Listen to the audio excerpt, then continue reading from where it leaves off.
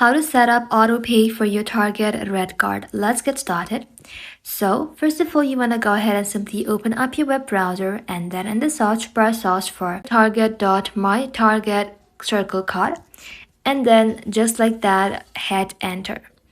After that, it will automatically redirect you to the Target REDcard account management website. Sign in using your username and password, and once you're logged in, you want to go ahead and simply navigate to payment section and look for auto pay option. You may also find it through the pay a bill section depending on your account dashboard. Now, select the amount you would like to auto pay to recover. You can typically choose between the minimum payment due, the full statement balance, or custom amount.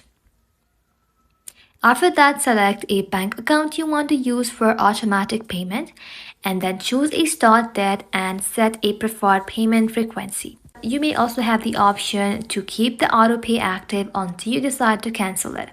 Review your settings carefully, and just like that, you want to go ahead and hit confirm or save autopay. Once your request is processed, you will receive a confirmation on screen and may also get an email confirming that your autopay has been activated.